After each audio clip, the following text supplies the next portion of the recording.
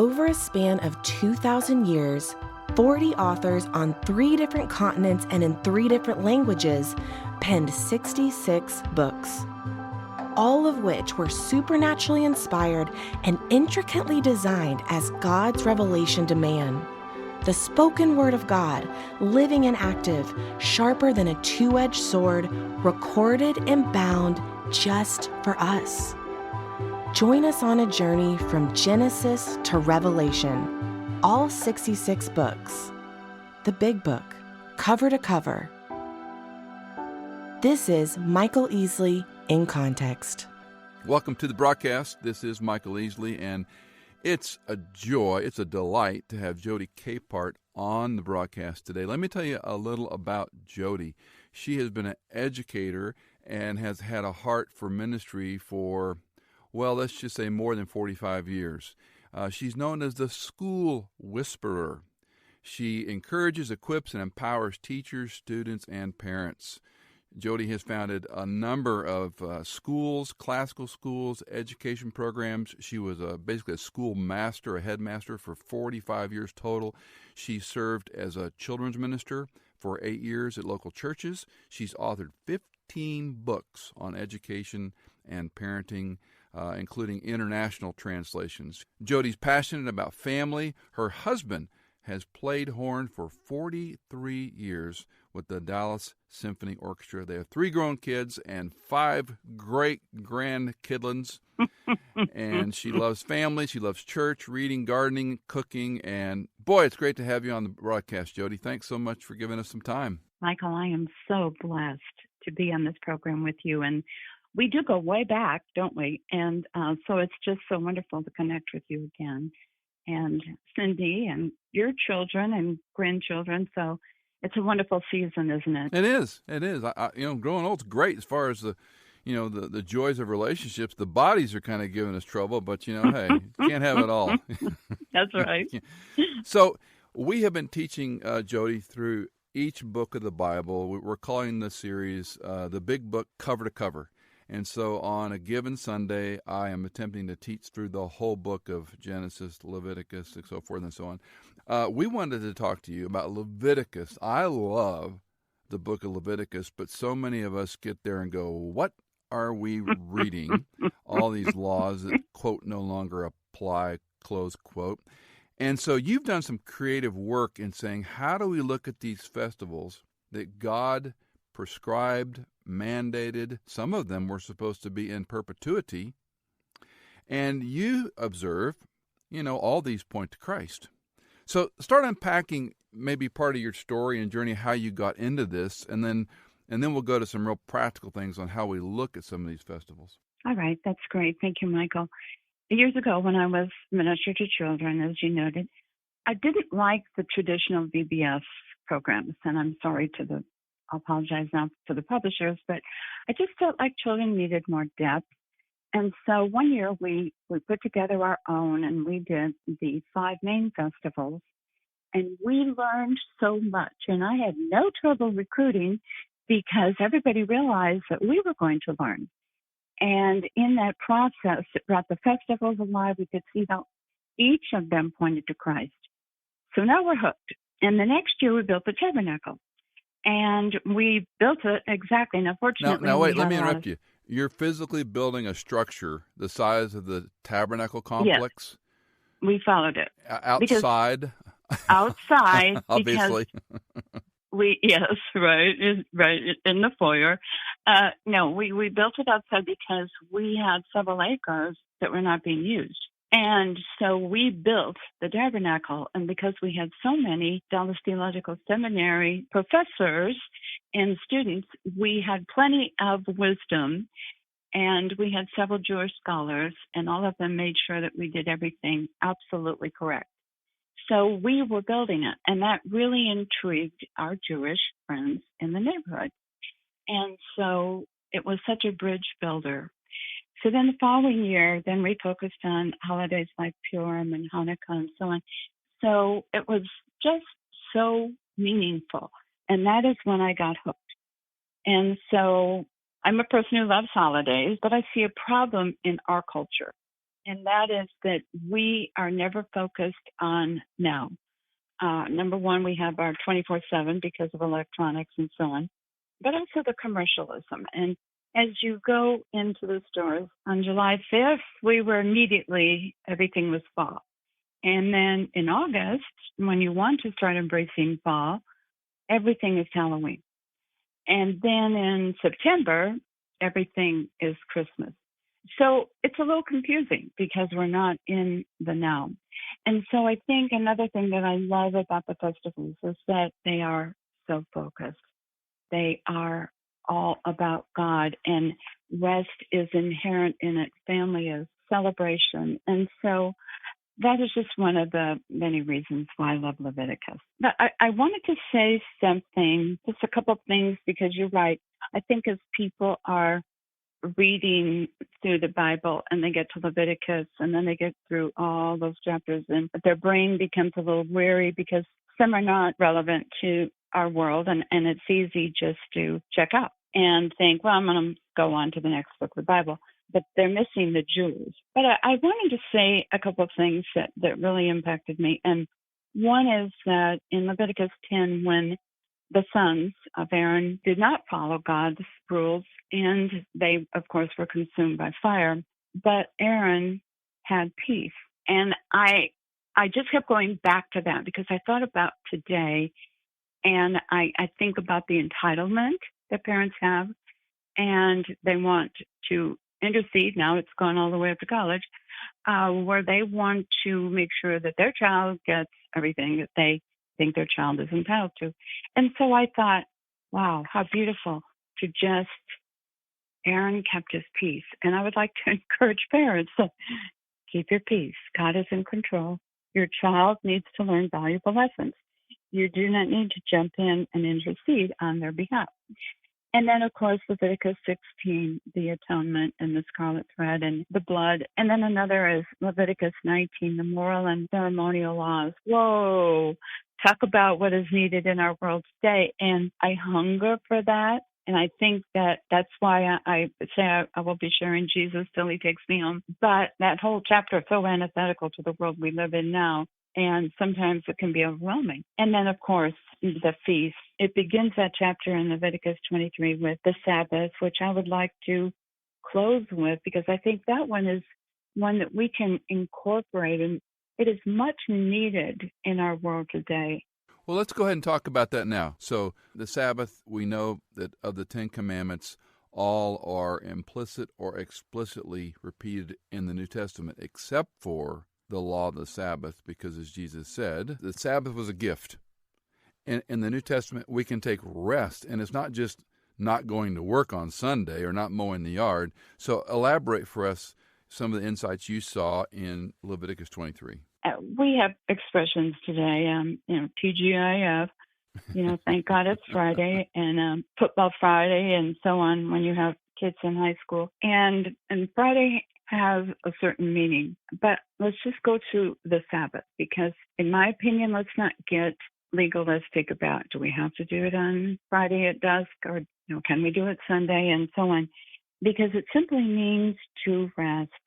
It is a time to be reflective, to worship, to read, and I would say in today's world, turn off electronics. I think that would make all the difference in the world if we took a Sabbath from electronics, because we see our kids. I don't have to tell you, look in restaurants, you see a family sitting at a table, everyone's on their own electronics.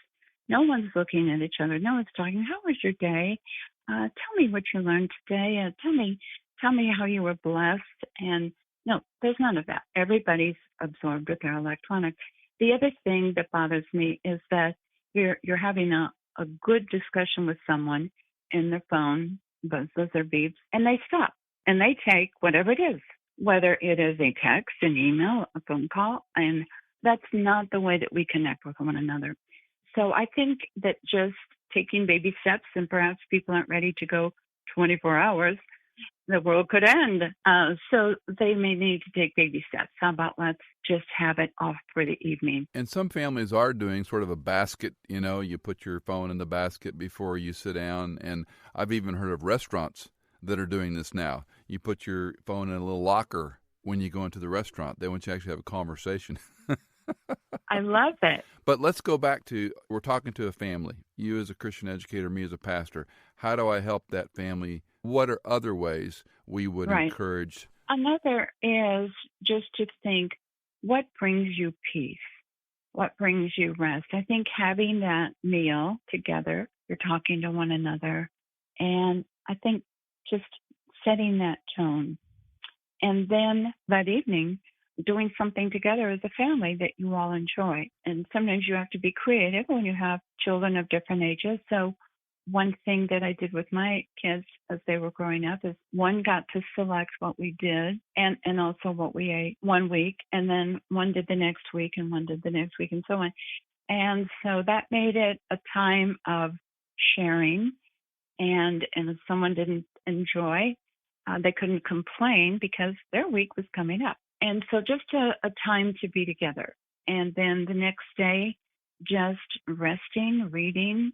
I did show my children how to keep a praise and prayer journal, and we would look at that. How is God answering our prayers? And then sometimes they would each go do their own thing, but it would just be quiet. And also a great day to have company, and a great day to visit friends, and a great day to do something for the poor, for a shut-in in your neighborhood.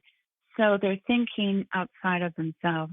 What can we do for others? Did you ever have some, and I'm not saying like, super prepared questions, but, Cindy and I would ask, and we weren't always the best table parents, but she was really committed that family dinners were important when the kids were, at that age. Mm-hmm. And it might be as simple as, what was a highlight about today? What was a challenge about today? What are you looking forward to tomorrow? And then trying to bring in the Christian life. How do you specifically help a family around a table with different ages say, Right. how are we looking at this through Christ lens and thinking about the festivals, and why does that matter? I think that's very important. And I think helping our children now, when they were little, I would say, okay, let's be detective. Look and share with our family where you see God at work. So they began to be more aware. And of course, when I love little children, because you can make everything into a game and you have instant buy-in. And so being a detective and coming back and sharing, but it sets a habit. And I think that's what we want in our children. And they do go through times of, 12, 13 years old, they get a little cynical. And so then I would say to them, well, how about if you help the younger, or try to help them be leaders by using their gifts, but talking to them in private first and say, at dinner tonight, I would like you to lead by sharing. And they're like, oh, I don't want to do that. And so I try to find ways to motivate them and so on. I think the more that you empower them between that age when they get a little bit of cynicism, the more that you can get through that season. And then you establish them as leaders as well. But yes, I agree. I like those questions that Cindy had, and very similar to questions that I had as well. And just not pushing, not just, beating the drum. Hey, you've got to answer. Because I think the more that you keep it spontaneous, and perhaps if no one's coming up with something, you can share something in your day. And then that serves as a catalyst for your children to think of something in their day. That's really helpful, Jody. Anything else about Sabbath? I realized in all of this research on the Sabbath and reflecting on it, and I realized I felt very convicted that I have held up work as an idol, if you will. I took pride in how hard I worked. And so I felt very convicted as going through all of this with Leviticus. God is constantly saying, rest, rest. At the end of each festival, rest, rest. And rest is important to God. And I think that is so convicting for me, because I do love to garden. I do love time in the Word. I do love reading. I love writing in my journal. So that comes easily for me, and that is a form of rest. But I also realize that, let's just say the last few years especially, I've been working way too hard. And so I found it interesting that the Lord literally stopped me I was in a car accident and in the hospital, but for months, I literally could only lie flat in the dark room. I could not have anything, and I wasn't able to do anything. And I thought, oh, Lord, you're so good, because this is a gift. At first, I didn't see it as a gift, but when I realized it was a gift from him. And it's just made me appreciate that whatever boundaries that we can put on this 24/7 world, whatever we can do for our families and for ourselves, to simply stop and abide in him and rest in him. Can you help us define rest a little bit more? Because it's not just ceasing from being busy and ceasing from activities, right? I mean, it's not sitting in the lazy boy watching SEC or the Dallas Cowboys or the Washington Redskins or whatever. No. Rest is what? Rest is focusing on God and worship and prayer. A Sabbath rest is one in which we are home. We are reflecting on God, his goodness, the way that he works in our lives. And I think it's for little kids, yes, they're not going to stay quiet for a whole day. And that's why I think planning so you do something with your child. I haven't found a child yet that doesn't blossom under focused attention, and just spend time giving them that gift of your presence. And I'll just take my grandchildren. They loved when we made bread, not on the Sabbath, but we made bread for the postman. Then they were always thinking of who we could make bread for. And we would braid it and we would make it very special. And the postman just got tears in his eyes. And the children were just so happy. Or let's make cards. And I didn't see making cards on the Sabbath as breaking it, because it was something that they were doing that was for someone else. And they began to think of more and more people that they could do things for or go visit. And there's just nothing like a child to cheer someone up. And I think in today's culture, because you and I raised our kids, Michael, we didn't have to compete with electronics. It was a whole lot easier. And I think now with my grandchildren, they just know in my house, no electronics. And so it becomes a non-issue. So when we're here, we listen to music, we do big puzzles on the dining room table, and they immediately adjust to no electronics. And they immediately can think of so many things that we can do. But I think setting that atmosphere is so important. But I think in today's world, if I want to encourage our listening audience, I think it's important we take baby steps. If you have never done this and you say, all right, we're going to incorporate a Sabbath and there will be no electronics, and just get all negative about it, I think you're going to lose your kids. So I think just taking baby steps, sharing with them, reading from the Bible about what it's all about. God wants us to rest. God rested. If God rested, it must be very, very important. So what are ways that we can rest in our family and let them start thinking about it? We don't want to get legalistic. We want to just form the habit with our children. Jody, thanks for your time. I know there's a lot of information you want to share with us. And again, we'll have those provided in the show notes where you can get links to some of Jody's materials. So that's our goal here at inContext, is helping you apply God's Word into your life and the lives of those that you love and minister to. Jody, thanks again for your time. Thank you. Thank you, Michael. What an honor and a blessing. Thank you so much.